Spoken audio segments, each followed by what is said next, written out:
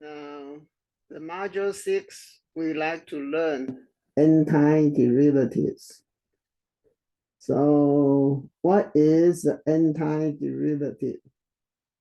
If capital F prime x equals small fx, then capital Fx is called an antiderivative of small fx. Now, from last couple of modules, we learned how to find the derivative of a given function. Now we need to learn reverse operation to find antiderivative of a function.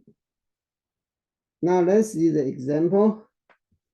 So if your y is x squared plus 3, then y prime is 2x.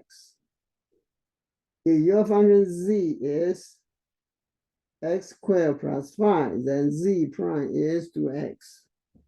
So both y and z are antiderivative of 2x. And hence we know antiderivative of a function is not unique. So usually we always say we will write 2x plus c for any no,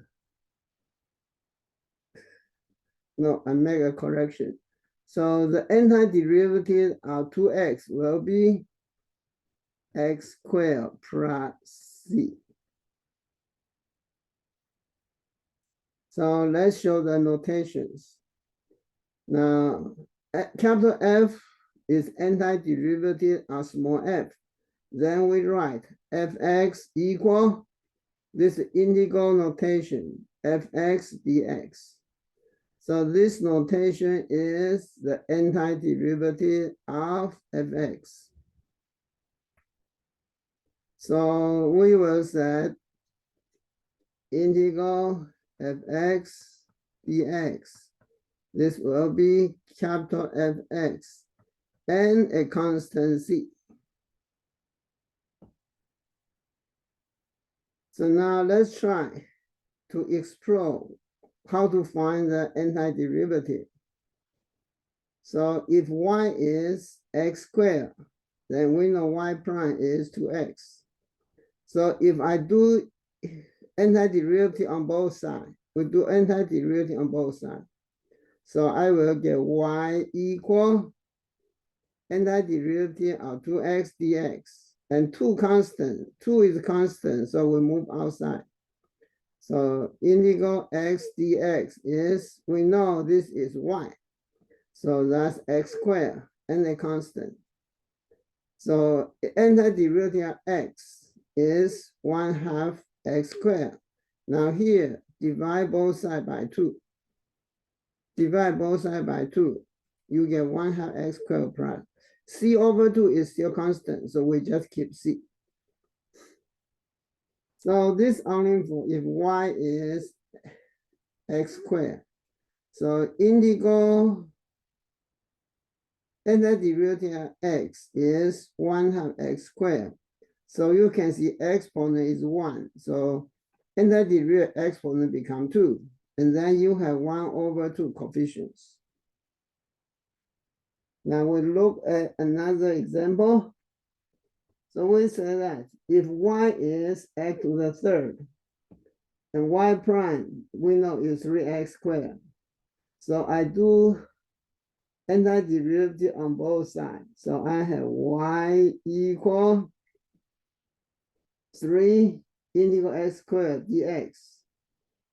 Now y is x to the third, and then we put constant c. And then remember, this is your y. X to the third is your y.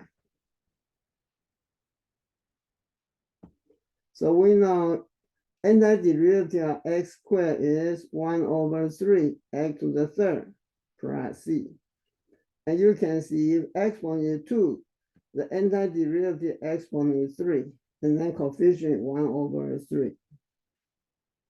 So from these 2 examples, we can see in general, the antiderivative of x to the nth power is 1/n plus 1. x to the n plus 1 power plus c.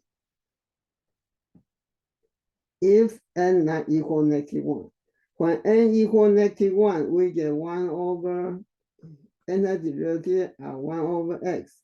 This is the function you never learned, ln x plus c.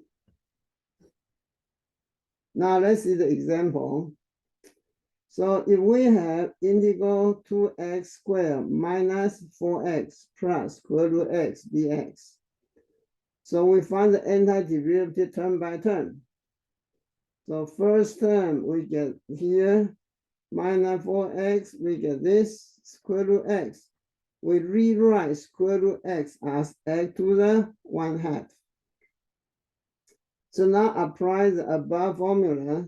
I get 2 times 1 over 2 plus 1 x to the 2 plus 1 minus 4 times 1 over 1 plus 1 x to the 1 plus 1 plus 1 over 1/2 plus 1 x 1/2 plus 1 and plus c. So we simplify. So we get 2 times 1 over 3 x to the third minus 4 times 1 over 2 x squared plus 2 over 3 x to the 3 over 2 plus c. Now certainly you can write 2 over 3 x to the third minus 2x squared plus 2 over 3 x to the 3 over 2 plus c. Now the next example, a little bit complicated. If you get fractions. So we want to find antiderivative of x squared plus 1 over square root x. So we need to rewrite to match our formula. So numerator x squared plus 1, no change. Denominator square root x becomes x to the -1/2. Then you copy dx. So now we distribute it.